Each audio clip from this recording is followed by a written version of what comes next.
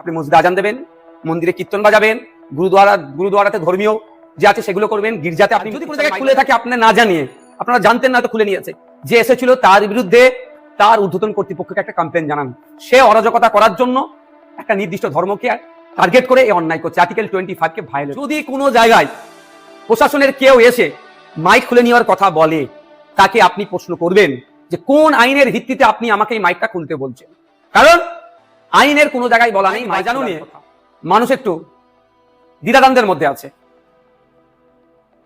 ধর্মস্থানের mic বাজানোর decibel কতটা হবে সেটা নিয়ে যেমন আছে, সাথে সাথে এটাও একটা আতঙ্কের পরিবেশ তৈরি করা হচ্ছে, আতঙ্ক ছড়ানো হচ্ছে যে ধর্মস্থান লাইক মসজিদ, গুরুদুয়ারা, মন্দির, গির্জা, এই ধরনের নাকি অনেক জায়গা থেকে মাইক খুলে নেওয়া হচ্ছে। বা স্পেসিফিক যদি আমি বলি, মসজিদ থেকে নাকি মাইক খুলে নেওয়া হচ্ছে। সর্বপ্রথম বলবো, কোনো ধর্মস্থান থেকে মাইক খুলে নেওয়ার অর্ডার পশ্চিমবঙ্গ সরকারের নাই।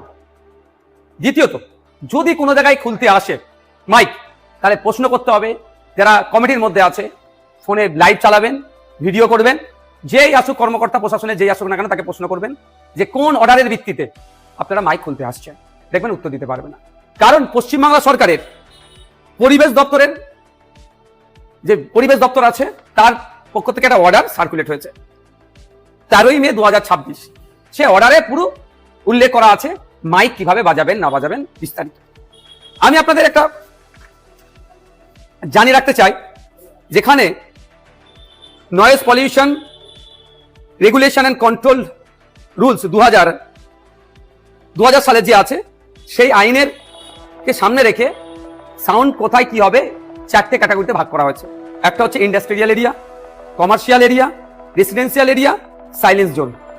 ইন্ডাস্ট্রিয়াল এরিয়াতে সাউন্ড লিমিট করা হয়েছে ডে টাইমে 75 ডেসিমেল, নাইট টাইমে 70 ডেসিমেল।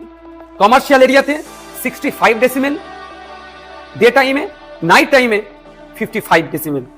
রেসিডেন্সিয়াল এরিয়াতে ডে টাইমে 55 আর নাইট টাইমে 45। সাইলেন্স জোনে 50 ডে টাইম, নাইট টাইম হচ্ছে 40। এবার ডে টাইম কোনটা, নাইট টাইম কোনটা, অ্যাজ পার গাইডলাইন অফ এই পরিবেশ দপ্তর, পশ্চিমবাংলা সরকারের পরিবেশ দপ্তরে বলা হচ্ছে ডে টাইম বলা হচ্ছে সকাল 6টা থেকে রাত্রি 10টা হচ্ছে ডে টাইম, আর নাইট টাইম রাত্রি 10টা থেকে সকাল 6টা। এখানে বলা হচ্ছে এইভাবে বাজাতে হবে। এখানে আপনি মসজিদের আজান বলুন, মন্দিরের কীর্তন বলুন, গুরুদুয়ারার, গির্জার বা যে কোনো ধর্মীয়, আমি যদি বলি ধর্মীয় বিষয়টা দেখে দেখি ধর্মস্থানের, সেখানে কোনো জায়গায় মাইক বন্ধের কোনো নির্দেশনা নেই অর্ডার কপি। কিন্তু হ্যাঁ, কোনখানে কত ভলিউম অর্থাৎ ডেসিবেল আপনি বাজাতে পারবেন সেটা নিয়ে চর্চা হচ্ছে। এখন ব্যাপার হচ্ছে সাইলেন্স জোন, যেখানে বলা হচ্ছে এই সাইলেন্স জোনটা জেনে রাখা দরকার। যেমন এখানে বলা আছে 100 মিটারের মধ্যে সাইলেন্স জোনে, যেটা কোথাও যাবে না। Hospital, educational institution, course, religious places, এবং শুধু তাই নয়, কম্পিটেন্ট অথরিটি যদি মনে করে এটাকে সাইলেন্স জোন করা হচ্ছে, সেটা জায়গায় আপনি এই ক্যাটাগরি ডেতে আপনার ডে টাইমে 50 আর নাইট টাইমে 40 বলা হচ্ছে। সুতরাং যদি কোনো জায়গায় প্রশাসনের কেউ এসে মাইক খুলে নেওয়ার কথা বলে, তাকে আপনি প্রশ্ন করবেন যে কোন আইনের ভিত্তিতে আপনি আমাকে এই মাইকটা খুলতে বলছেন। কারণ আইনের কোনো জায়গায় বলা নেই মাইক খোলার কথা। ডিজে প্রশ্ন আসছে না, ডিজের আমরা চরম পরিপন্থী, ডিজে বাজানোর আমরা বিপক্ষে, কিন্তু মাইকের কথা। আর যদি কোনো জায়গায় খুলে থাকে আপনি না জানিয়ে, আপনারা জানতেন না তো খুলে নিয়েছে, যে এসেছিল তার বিরুদ্ধে তার ঊর্ধ্বতন কর্তৃপক্ষকে একটা কমপ্লেন জানান। সে অরাজকতা করার জন্য একটা নির্দিষ্ট ধর্মকে টার্গেট করে এই অন্যায় করছে, আর্টিকেল 25 কে ভায়োলেট করছে।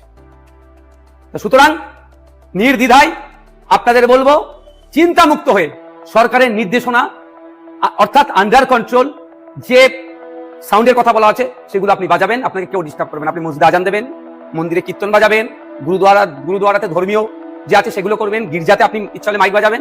কিন্তু এই যে 4টে ক্যাটাগরি আছে, এই যে ডেসিবেল সাউন্ডের যে লিমিট করে দেওয়া আছে, এর বাইরে কেউ যাবেন না। এরপরেও যদি কেউ আপনাদেরকে ডিস্টার্ব করে, যদি মনে করেন ইন্ডিয়ান সেকুলার ফ্রন্টের সাথে যোগাযোগ করা দরকার, আমাদের সাথে যোগাযোগ করবেন।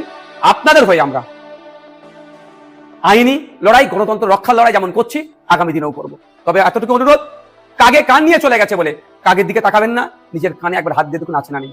আইন যেখানে আপনাকে বলে দিচ্ছে, আপনি অন্য কারো কথা শুনে আতঙ্কিত হওয়ার প্রয়োজন নাই। এই আইনের এটা আমি আমার বলবো, আপনি একটু কালেক্ট করে নেবেন, ওয়েবসাইটে গেলেও পাবেন, ফেসবুকেও এটা ঘুরছে, আপনার সেগুলো কালেক্ট করে রাখবেন। কেউ যদি বন্ধ করতে আসে তার সাথে কথা বলবেন। হ্যাঁ, অনুরোধ এটাই, বন্ধ করতে আসছে বলে তার উপরে চড়া হবেন না, অনুরোধ করছে এটা। যুক্তিতর্ক দিয়ে বোঝাবেন, যে আপনাদের মধ্যে কাগজটা একটু বুঝতে ভালো পারে তাকে বোঝাবেন, তাকে দিয়ে প্রশাসনিক কর্তার সাথে কথা বলবেন।